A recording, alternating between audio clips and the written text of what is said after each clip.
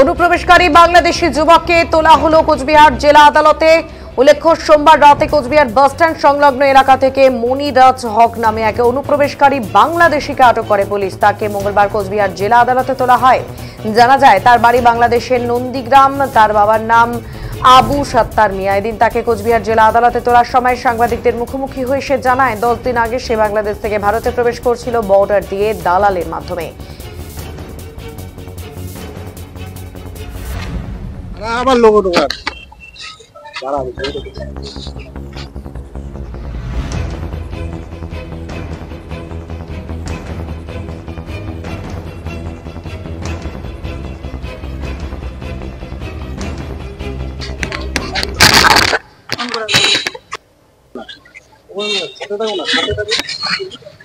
কবে তুমি এসেছিলে বাংলাদেশ থেকে? 10 দিন আগে।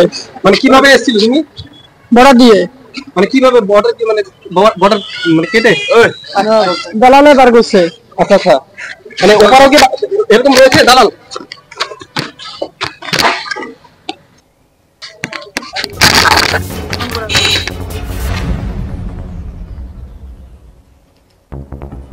এই প্রসঙ্গে বিজেপি নেতা বিরাট বোস বলেন, কোচবিহার ভারত বাংলাদেশ সীমান্তবর্তী এলাকা। কাটা বেড়া দীর্ঘ এলাকায় নেই। জমি অধিগ্রহণে রাজ্য সরকার টাল বাহানা করছে বলে অভিযোগ তার। অনুপ্রবেশকারীরা কোচবিহারকে সেফ জোন হিসেবে মনে করছে বলেও জানান তিনি।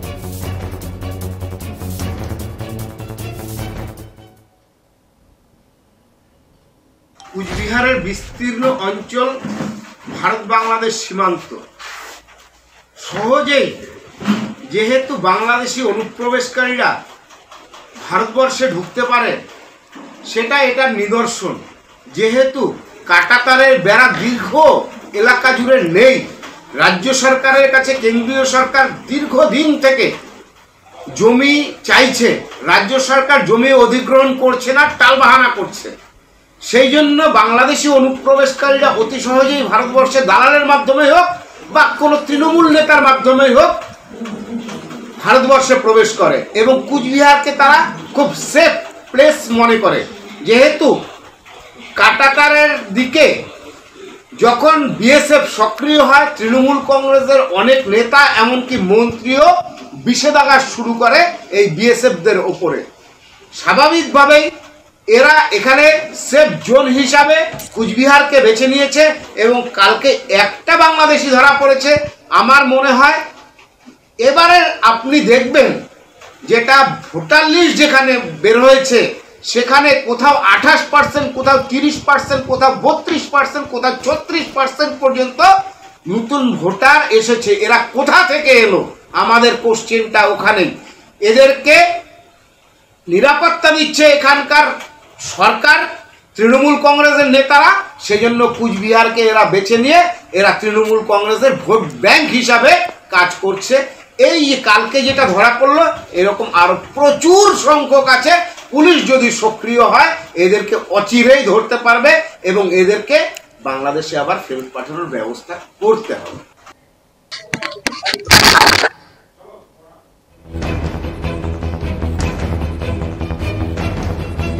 এ প্রসঙ্গে প্রাক্তন সাংসদ তথা তৃণমূলের মুখপাত্র পার্থপ্রতিম রায় বলেন, সীমান্ত প্রহরায় বিএসএফ রয়েছে, সীমান্তে কেন বিএসএফ অনুপ্রবেশ আটকাতে পারছে না বলে প্রশ্ন করেন তিনি। সীমান্তে জলাভূমিতে ফেন্সিং দেওয়ার সুযোগ নেই, জলাভূমিতে ফেন্সিং দেওয়ার বিকল্প ব্যবস্থা করতে হবে বলেন পার্থপ্রতিম রায়।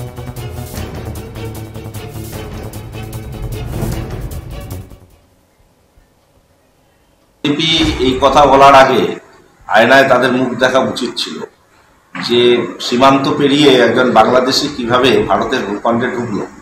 তার তো ব্যর্থতা সম্পূর্ণ স্বরাষ্ট্র মন্ত্রকের। কারণ বিএসএফ সীমান্ত পাহারা দেয়, সীমান্ত দিয়ে থেকে উড়ে আসেনি, সীমান্ত পেরিয়ে আসছে। তো সীমান্তে কেন বিএসএফ তাকে আটকাতে সমর্থ হলো না? এবং রাজ্য সরকারের এখানে কৃতিত্ব দেওয়া উচিত। এ কারণে রাজ্য সরকার, পুলিশ তাকে ধরতে সমর্থ হয়েছে এবং আইনানুগ তার বিরুদ্ধে ব্যবস্থা করছে। এটাই তো স্বাভাবিক।